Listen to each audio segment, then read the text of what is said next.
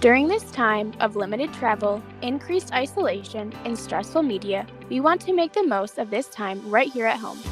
Let us be your escape from life's monotony. Allow yourself to indulge in your wildest travel fantasies and discover the constant beauty of this ever-changing world with the Wanderlusting Wives podcast. On today's episode, we're going to start part 1 of a 2-part series of the Land of Fire and Ice, Iceland. Welcome to the Wanderlusting Wives podcast. We're your navigators, Allison Endries and Regan Todd. And today we'll be talking all about the Land of Fire and Ice, Iceland. And speaking of ice, for our icebreaker today, Allie, what is your favorite flavor of ice cream? Well, this is a pretty basic choice, but chocolate chip cookie dough is one of my favorites. It's so classic, so common, but can't go wrong. How no, about you can't Regan? go wrong. And actually, there's a kind at the place that I think makes the best ice cream in the world, Pittsford Dairy. It's like 5 minutes from me, which is super dangerous and is open year round.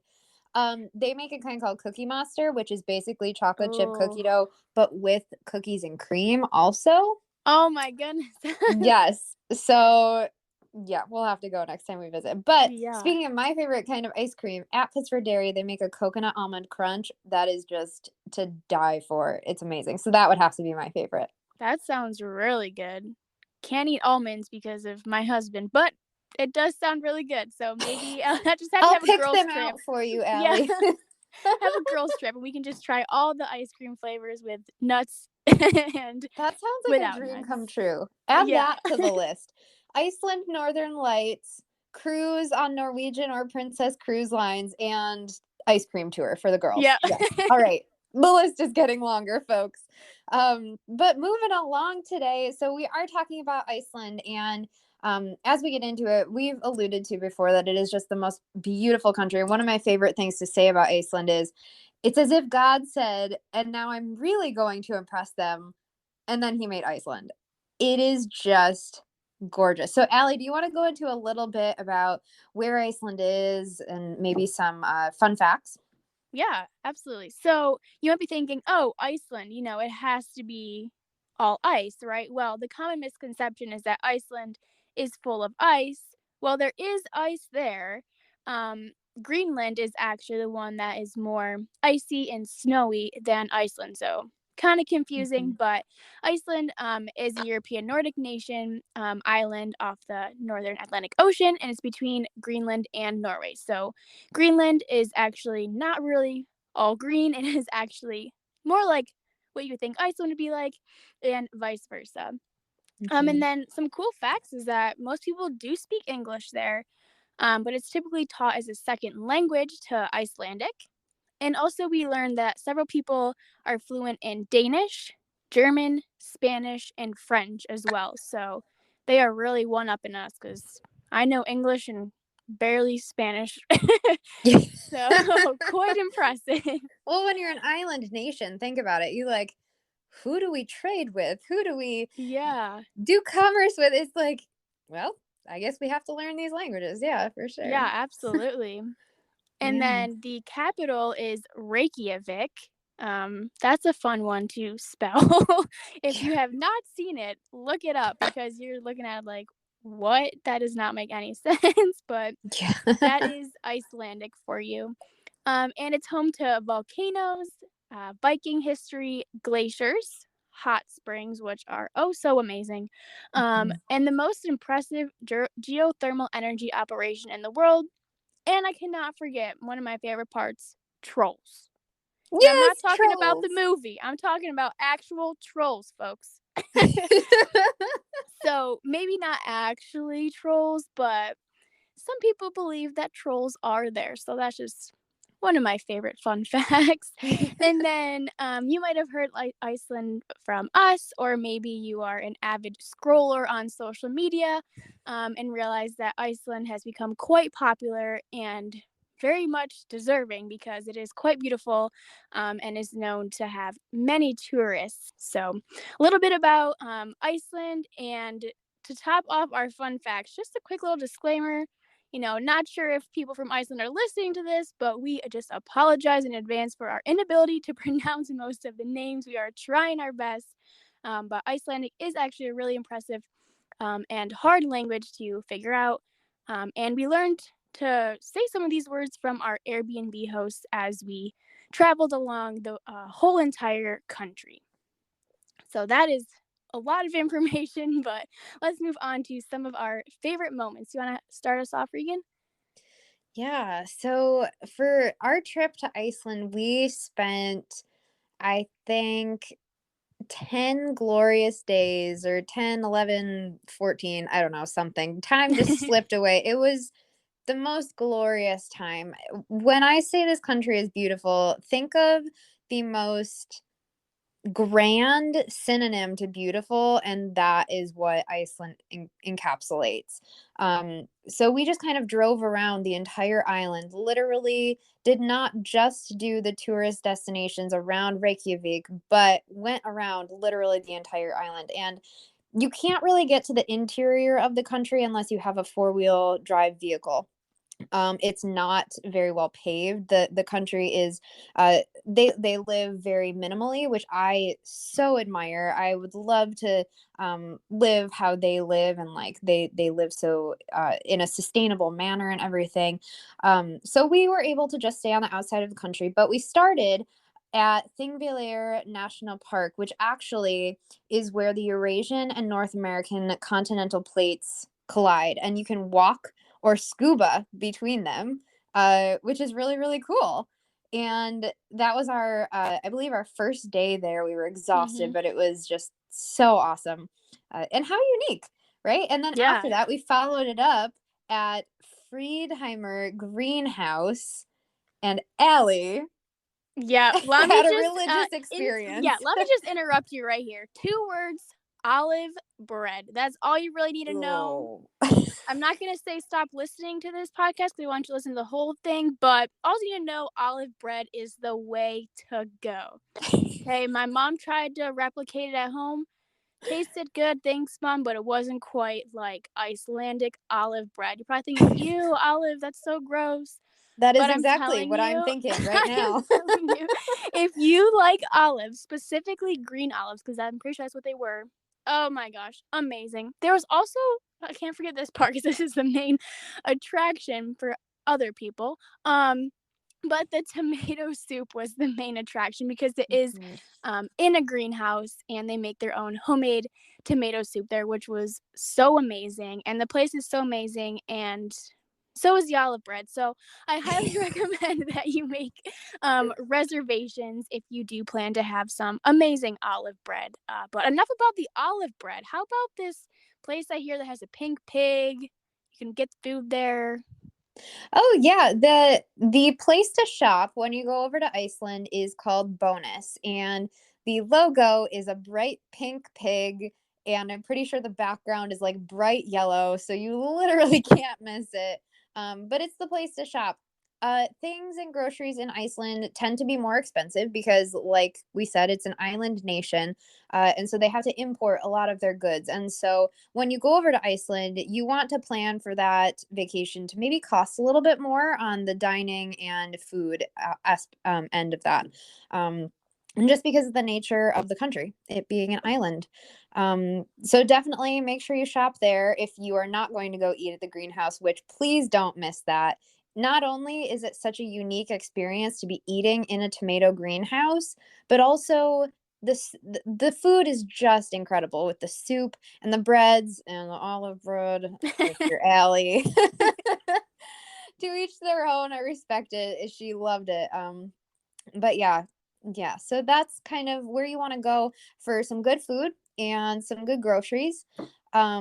But following up on that day, and I believe this was all the same first day that we were there. We were Yeah. exhausted after our flight, but we Mhm. went on the most incredible hike. And I apologize, I'm going to mispronounce this. Reykjavik Valley. So this was a 1 mile ish, I think, hike, but completely uphill. It was pretty strenuous, Mhm. and it was in the rain. It was very cold. Um, because like Ali said, it's not just snow and ice and everything. It's it has 4 seasons. Like it has a legitimate change. And so we had 4 layers of clothing on to keep warm, to keep dry, and we're hiking all the way up to the top of the mountain to get to a hot spring because hot springs are everywhere. Iceland is full of volcanoes, and it's just on those geothermal plates, tectonic plates where those are colliding. So they have a lot of access to the geothermal energy and springs. So we hike all the way up to the mountain, and we'd heard that people in Iceland just get over themselves and they just strip on the mountain and get in the hot spring, and that's that. And we are like, okay, well, maybe it's not like that. No, it is like that. People are literally just stripping off their clothing on the side of the mountain, and there's changing rooms. And I say that using the term very loosely More because like it's, 4 walls yes, that 4 walls that are approximately 1 foot long each. yeah. Imagine like a wooden X. That's basically what it was. Yes. So we did. We got over ourselves real quick and we threw those bathing suits on and were rewarded with an amazing hot spring experience. It was so worth it. And then put those layers back on and ran down the hill, and it was an incredible hike. When if and when we go back, I definitely want to do that hike again when it's maybe not raining. Yeah, and just to give like some background too, we did go in August. So Mm-hmm. even though like Regan said we had 4 layers on, it probably the high was no more than like 60 when we were there in August, Mm-hmm. which is like considered warm for there. So I mean we had 4 layers on because we had like bathing suit, layer, leggings, and then people really recommend having like rain gear, so like pants and some kind of raincoat and like hiking boots and socks. So that's why it seemed like we were really bundled up, but really it was just like protecting us more so for the rain than actually the cold. Like it was cold, Mm-hmm. but it's not freezing like you would necessarily think. Mm-hmm. So yeah, that's kind of a little more background on that. So don't want to turn you away from going in the summer because it is warm enough to do stuff like change on top of a mountain. Yes, exactly. Yeah. So I think we ended that day actually with staying at a horse farm, and that was one Mhm. of our, and that was in Asmuli, and that was one of our first experiences of the life-changing duvets. Yes. Oh, I just remember being like, "Oh my goodness, we're really gonna sleep with just like this one thing over top of us after we've froze yeah. ourselves like in this wet weather."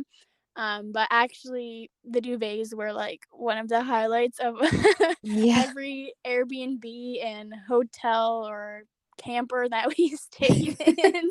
True. Um, Remember the camper story, folks. oh yeah, Duvets changed our lives. it Yes. truly has. And that the next morning at that horse barn, I seem to remember that we literally woke up to like the horses being let out. Yeah, Mhm. they're like running past our window, so that was really cool. If you don't know what Icelandic horses look like, look them up on Google, or we'll have to Mhm. check out our pictures that we have and see if we can find one and post it on our social media accounts for you to see because they are just unreal and they're Yeah. so beautiful. You actually can ride them. We didn't get the chance to this trip, but that is a really cool experience if you do get to ride those horses.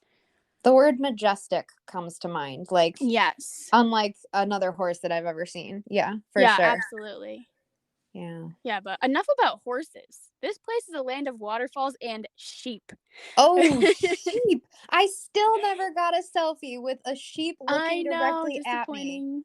disappointing. Oh my gosh. Yes. So there are literally sheep everywhere. They're Yep. tagged, I believe, to so that Mhm. people know whose sheep is which because they literally just roam and then at some point in the year you get them back and yeah, so there's sheep and then equal to the number of sheep, there are waterfalls and foss Foss is waterfall in Icelandic. So any of the waterfalls we went to was something foss.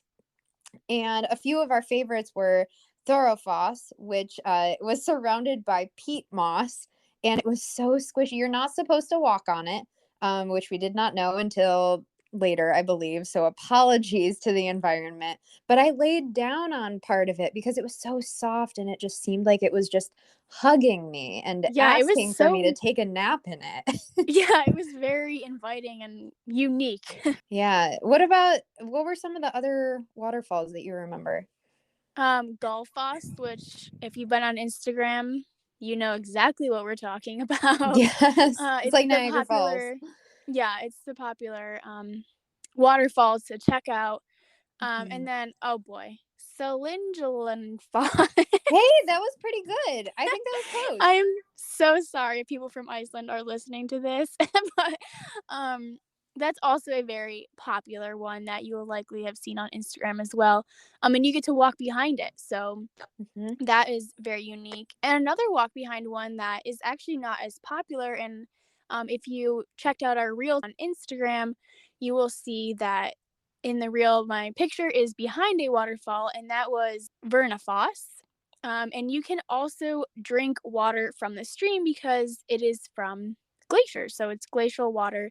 And I remember sticking our faces into the little stream there, and drinking water. And I was a little like sketched out because I was like, we would never do this in America. You don't know what pollutants are in there, but this is literally coming right from a glacier. So it was Yeah. really nice to drink that fresh water. There's some water company, I think, whose slogan is like "Taste the difference" or something like that. Yes. They Mm-hmm. have nothing on this water, and I kid you not. Like I actually have very discriminating taste buds when it comes to water, and my family can attest to that. I have problems with dehydration because of it. But this water, oh my gosh, you can tell that it is just so clean and that they are taking care of their country. It's amazing. Mm-hmm. In Gevertifoss, the one that Allie was just talking about, if you're looking for a waterfall that is absolutely gorgeous and with fewer tourists, definitely check out Gevertifoss. You have to like climb over a gate to get there, Mm-hmm. but totally worth the trek. Yeah, definitely a hidden gem. So highly Yes. recommend that. But speaking of water, there is a place called Vic, and it is known for its black sand beaches. We weren't brave enough to go swimming, but it was very cool to see the black sand. And from what I hear, the black sand beaches are a great place to view some northern lights. Yes, absolutely. And pairing the black sand beaches, like taking that black deep color. And then you also have these incredibly vibrant blue colors of the water.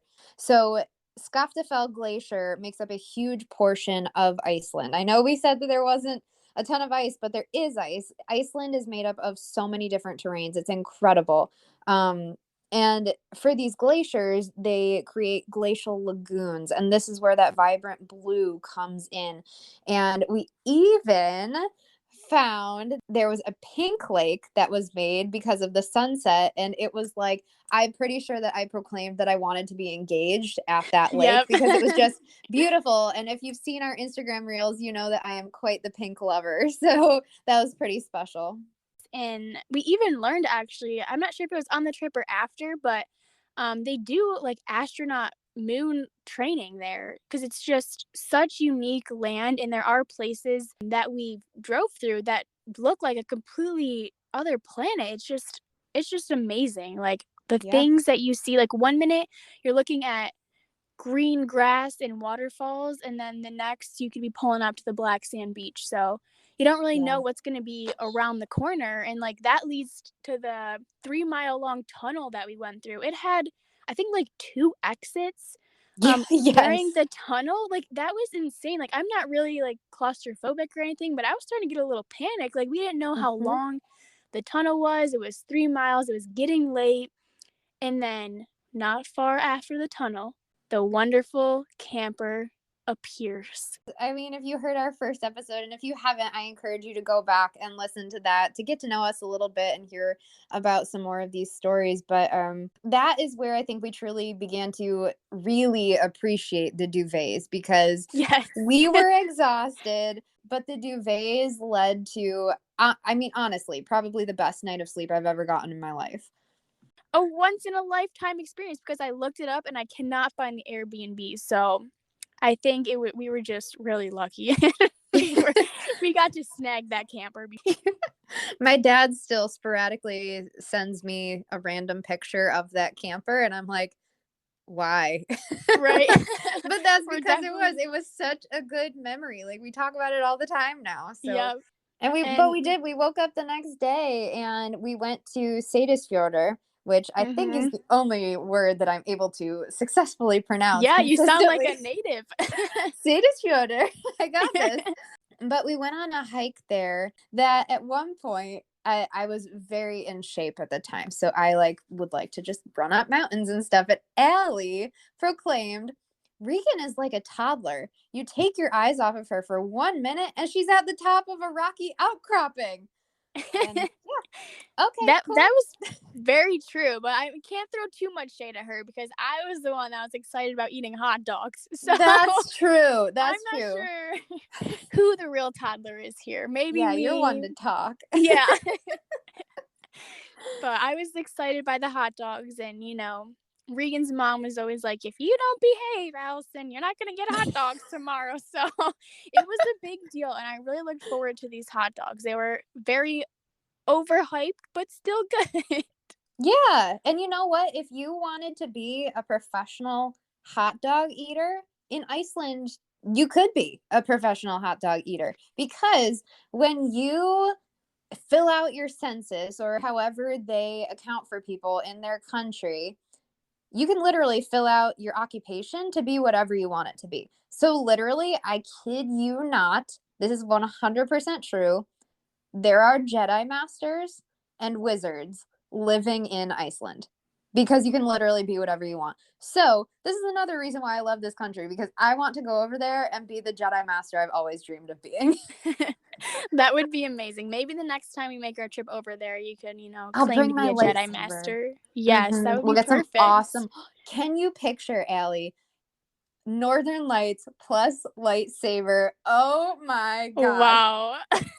I am just, I'm that's what I'm going sold. to dream about tonight. That Yeah. picture. Yeah, it's going to be great.